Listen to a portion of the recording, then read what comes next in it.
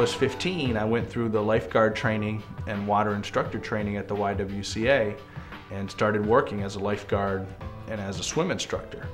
And 15 is the earliest you could legally work at the time.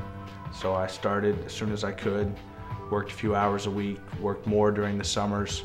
In fact, the YWCA had the contract to provide the lifeguarding at the county beaches. So I was out at Bluebell Beach all the time, lifeguarding, pulling kids out of sinkholes.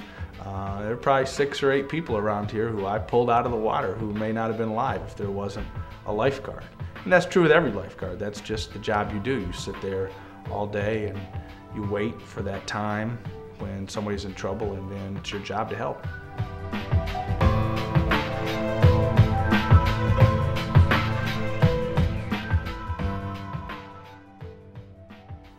So I did that in Michigan State. I worked maintenance. I worked in the, softening the water and sweeping the floors and cleaning up the trash.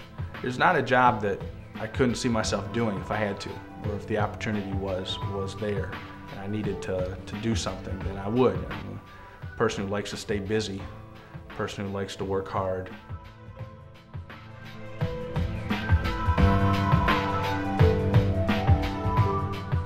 My first job after college was with the U.S. Senate. I learned what it means to serve the American people. I learned the ins and outs of the federal government. And while I was there, I had the great privilege of meeting U.S. Senator and basketball legend Bill Bradley.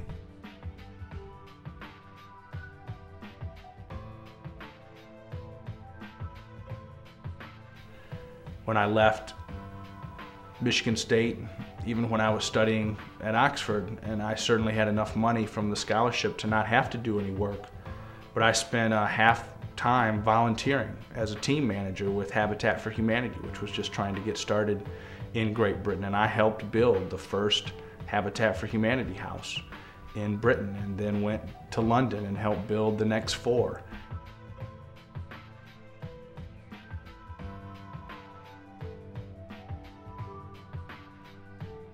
When I came back after graduate school here to Washington, D.C., I asked myself, what would the hardest job in Washington be for a Michigan kid out of graduate school?